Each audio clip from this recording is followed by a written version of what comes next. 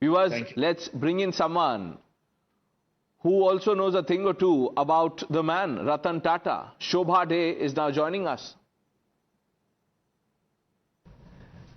Ms. Day, thank you for joining us on Times Now. I want to begin by asking you, what is going through your head? How has it been after you heard the passing of Mr. Tata? Well, to start with, it's devastating news, not just for me personally, but for all of India.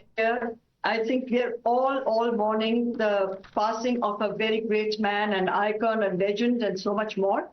But I was initially not so panic-stricken when I heard that he was doing okay. It was an official statement that said he'd gone in for a routine checkup. So there was hope that he would pull through. But when the news came in late last night that he hadn't pulled through, I think like millions of others in India and across the world, admirers and fans of Mr. Ratan Tata, I too was completely shattered, and it's going to take a long time to come to terms with this loss. Ms. Day, you've described him as your personal and perhaps only real-life superhero. These are your words. The world is in mourning today, ma'am, but this loss is certainly personal for you. Would you like to tell us more about your bond, the kind of impact it had on you, has on you? That was because it's very easy to describe very famous and very successful people as your superheroes. But for me, I'm extremely discriminating when it comes to describing anyone on earth as that. He was certainly that for me, and I'm very blessed and lucky that we've known him as a family, and I have known him not intimately or well, but as a co-Mumbaiker over the last 50-odd years. And each time we interacted, each time we met, each time I watched him in action as a leader and as just a regular person who's part of our city's landscape. It impressed me so much that a man of his stature, his incisive intelligence, his dynamism, his fame, and his power could be so completely human, so kind, so compassionate, and what a fantastic memory he had. He made every single person he spoke to feel special and respected. I think that's a very rare quality, particularly in a world where the business environment is so focused on knowing the right people or investing your time in important people or networking. Here was a man who was surrounded by just regular people and to whom he extended the exact same courtesy. To me, that shows true class. And I think that's also the spirit of Mumbai that he represented. Would you like to share some memorable anecdotes or stories about Ratan Tata? You know, does a particular moment stand out for you? There are many such, but I think one of my favorite memories is of him going to his, well, the hotel owned by his group, the Taj Mahal Palace Hotel, where one would say loosely he was the boss, and seeking a table at a very busy Sea Lounge, which is a popular destination in the city. And a young lady who must have not heard of Ratan Tata, if that is at all possible, would have been a young trainee. And she turned around and she asked him, "What is your name, sir?" And without batting an eyelid, he said, "My name is Ratan Tata." She still didn't quite understand who he was. So she said, "I'm very sorry, sir, but there is no table free right now." And that is what I think shows his upbringing and shows just how he was as a human being. He said, "Absolutely no problem. I'll go look for a table in one of the other restaurants. Thank you very much." That was it.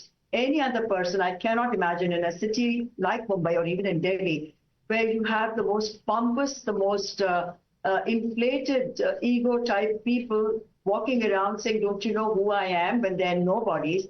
Here was this guy who was behaving like any other well-mannered person coming to a restaurant and being told that the tables, well, they just wasn't a table for him.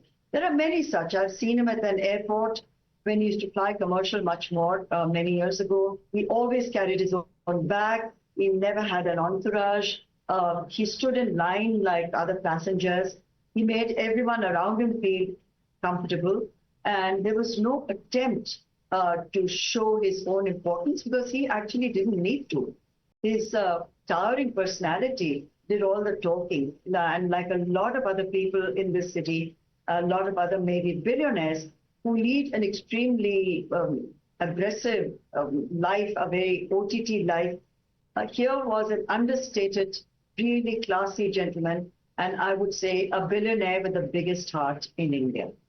He was really endearing, you know, the kind of tributes that are pouring in. Many people, I mean, obviously people like you who've known him have stories to share about their experience, but even people who did not know him seem to feel the same sense of loss. That was Ratan Tata. And you know, you were talking about Sea Lounge, the Taj Mahal Palace and Hotel in Mumbai. How do you think Ratan Tata's personality shaped the public perception of the Tata brand and its values?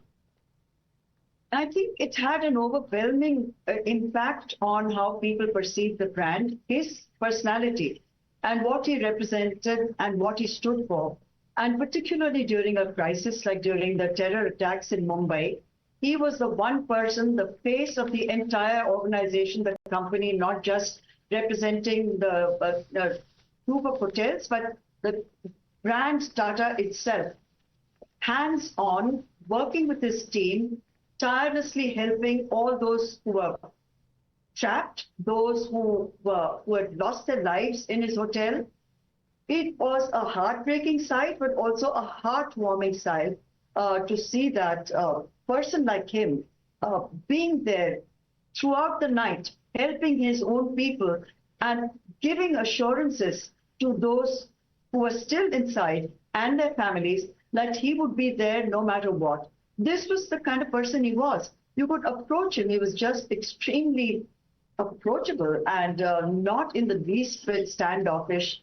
He welcomed conversations in his own very quiet way. And more than anything else, I think it was his compassion for animals. It was his friendship with the stray dogs of our city who are often treated with such negligence, almost cruelty, that endeared him to a lot of us who also feel the same way about our four-legged friends. We don't call them pets, who are like family to us. That there would be stray dogs walking in and out of Bombay House. They were always welcomed. That there were 2 or 3 particular, or maybe 5 strays who were adopted by Bombay House, looked after by them. That one of his last initiatives was to give our city a state-of-the-art hospital for small animals, which is world-class. All this speaks a lot about his vision and his philanthropy, and that he gave the young people a chance to dream big. He always said that to the young, and he connected so well with young India. He said to dream big was every young person's right, and they should not stop anything or anyone from curbing their dreams. I think the young connected with him. He spoke their language. He was active on Twitter. When he decided to join X or Twitter, it really went through the roof because young people found a voice there that they could connect to and they admired. You know, you were talking about the 26/11 attacks, and people are aware of the image of Ratan Tata standing at the Colaba end, watching the iconic dome of the Taj Mahal Palace Hotel up in flames. You were there when the Taj reopened. What was the experience like? Would you agree that he's played a substantive role in, you know, how should I put it, in restoring a symbol of Mumbai's enduring spirit? Absolutely, absolutely. I mean, every Mumbaiker felt so proud. They felt it was like a personal triumph for them when the Taj reopened. And it was such a moving, such a deeply thoughtful ceremony that he led. It wasn't just about, hey guys, we are back and this is going to be the most glamorous comeback of all times. A lot of thinking and a lot of sensitivity had gone into it. Each and every single employee was present at that ceremony. It was conducted with utmost dignity and utmost feelings for those who had given up their lives in that hotel.